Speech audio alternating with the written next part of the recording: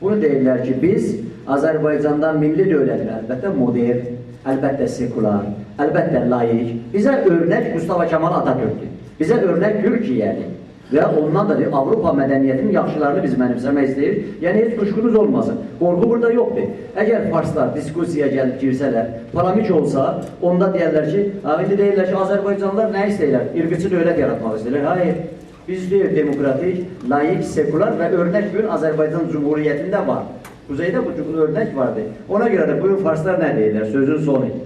Deyirlər, gəlin gedəyin, həmimiz birlikdə Tehranda bu rejimi aşıraq və bunun yerinə yine bir rejim gətirək. Hələ Tehranda demokrasini demək ki, qaldıraq, bizim Əziz Mehdi bəy yaxşı bilir. O Tehranda baş xarab. Onu pişəvəri də deyir, ilanın başı Tehranda. İndi Mehdi bəy, gənc Mehdi bəy dedi, orada şuur yox. Burada bunlar qəzet, kitab qoymurlar oxuyalar, qəzet, kitab yox. Hamısı senzur olmuş. Mən nə cürə gəlim bir də sənə inanım və o deşikdən bir də vırılıb. Gedib Tehran demokrasisi adına yine demək ki, Azərbaycanı və Türk'ü qurban verir. Yəni o söhbətlər ki, siz deyirsiniz, hamısı yazılır bu qəzetlərdə, saytlarda. Bizim də ona açıq cavabımız var. Əgər sekularsıdırlar, əgər demək ki, millətçidirlər, əgər milli dövlət istəyirlər, Azərbaycan Türkiyə necə gedib Fars milli dövlətini yarada bilər? O yarada bilər və saxlaya bilər. O olacaq Fars dövləti. Bizim söhbətimiz Türklərdən gedir. Azərbaycanlılar Türklər, Türkün milli dövlətini əlbəttə ki, demokratik, laik və sekular dövlət yarada biləcək. Azərbaycanlılar bunun ənənəsi var. Buyurun. Xahiş edirəm, qısa deyil, çünki saat 9-dur. Qonaqlarımız da yorulub, adamların da çoxsu yorulub. Bir dəqiqə, demək, iki adamın demək, sualı var, Peyman və Həsən bəy. Demək, qısa edin, siz izahat vermir. Biz sualınızı verir, ağalar izah edilir. Görürsünüz ki, hər şey haqqında da məlumatlar çox böyükdür. Ona görə, bir dəqiqə. Buyursun Peyman bəy.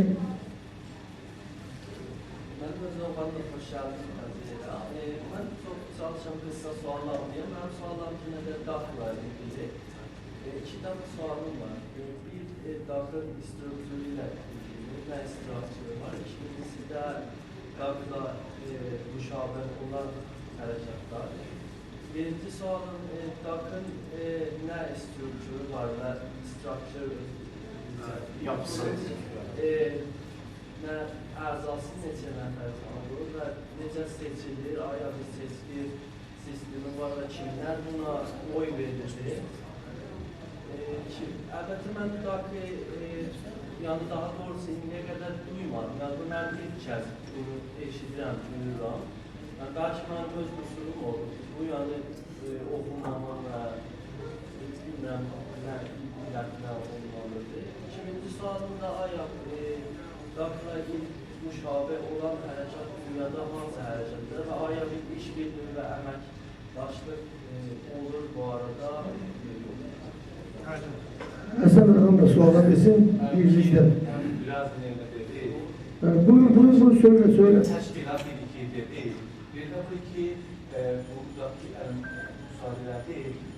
Sonun aya istəsə bir spesifik sonuçun məlumat alır. Sayt var.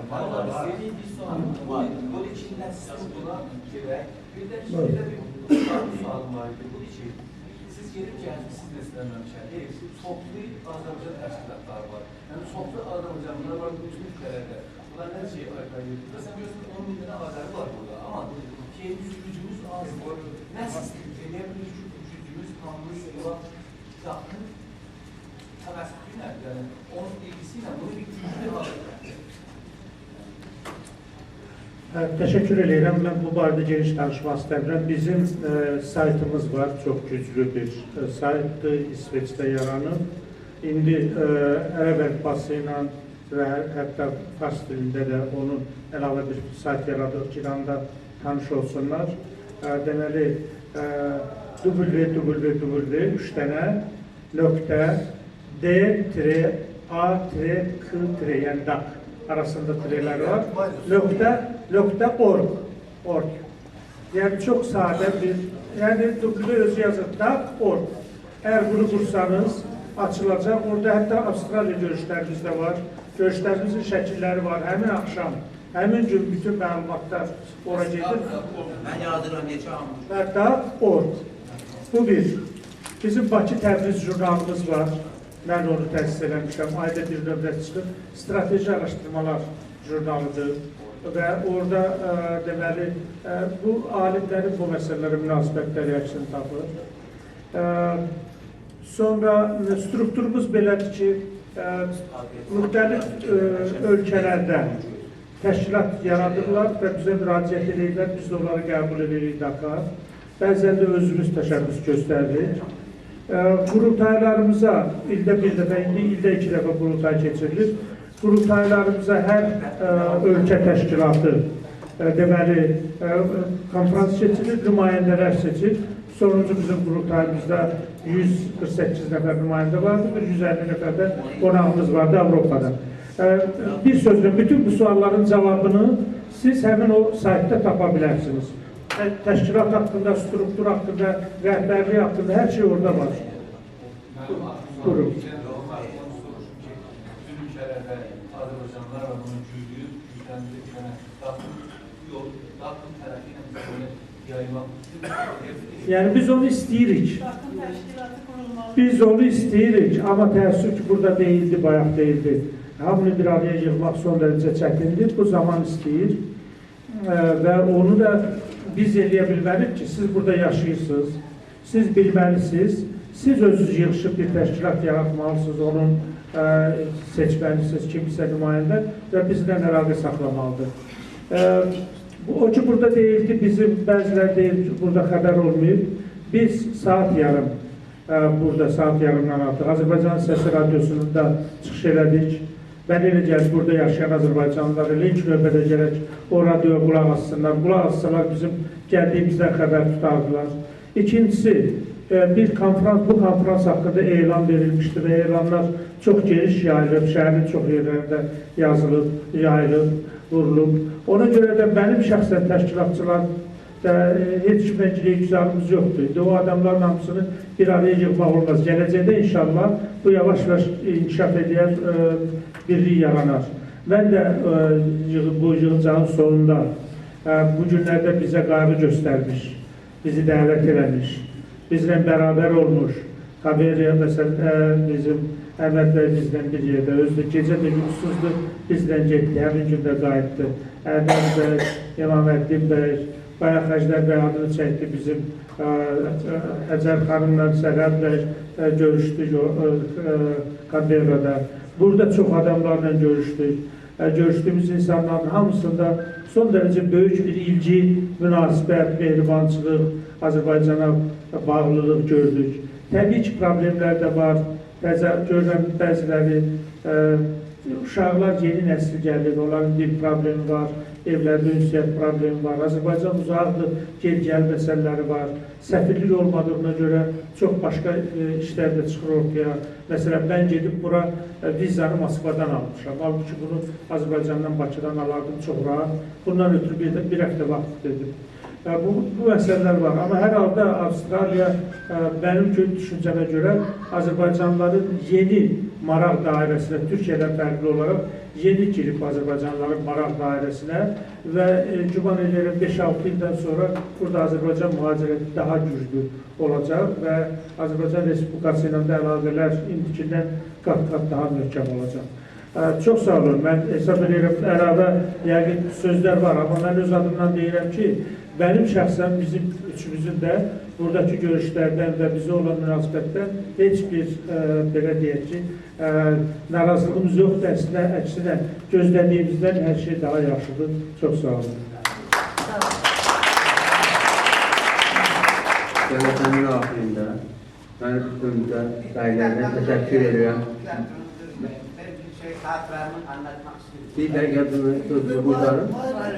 Hatıramı anlatmak istiyoruz. Buyurun.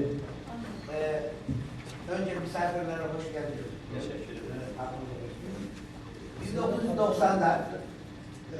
1990'da biz Zeynep Hanlarova'yı buraya davet etmiştik. Çünkü Azerbaycan çok zor durumdaydı.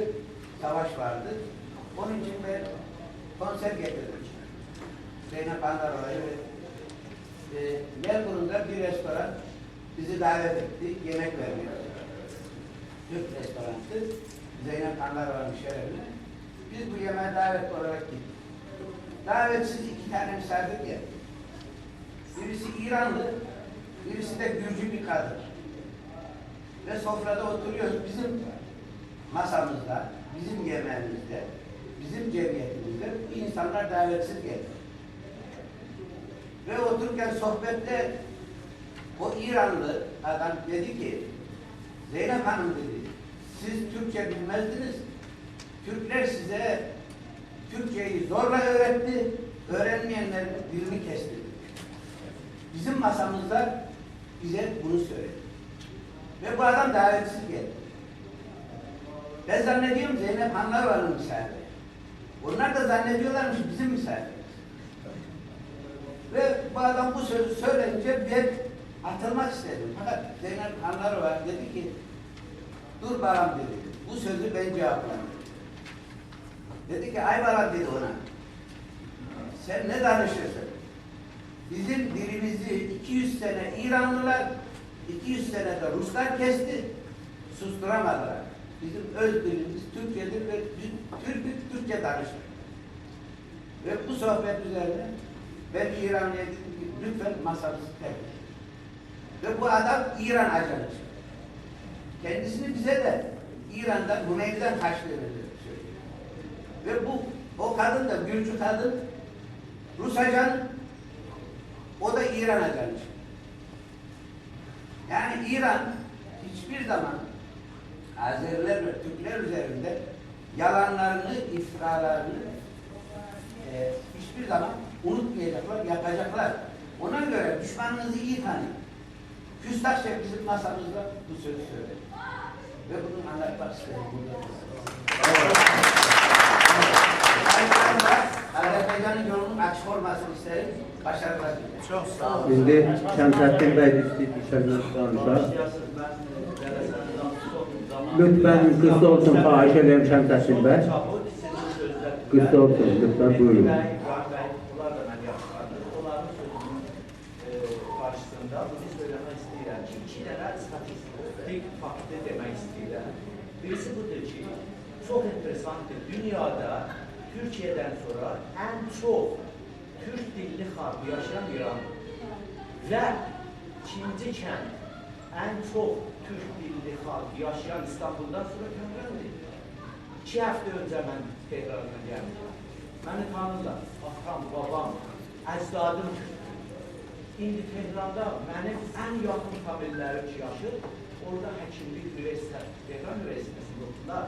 Mənlə mücadele edirdi. Bilirsiniz ne değildi? Bəyin söylediği söyledi. Biz Türk değiliz. Bu Farsların bize getirdiği işti. Bizi Türk, bizim dilimiz söylüyor. Biz aslında Farsız. Necə yani? Buna kim dayanabilir? Yani Fars buyurdular ki, Azeriler baskı altında değil, ne türlüyorlar? Bizim böyle varlığımızı bunlar silir. Kimliğimizi silir. Buna kim dayanabilir? Silmek. Teşekkür ediyorum.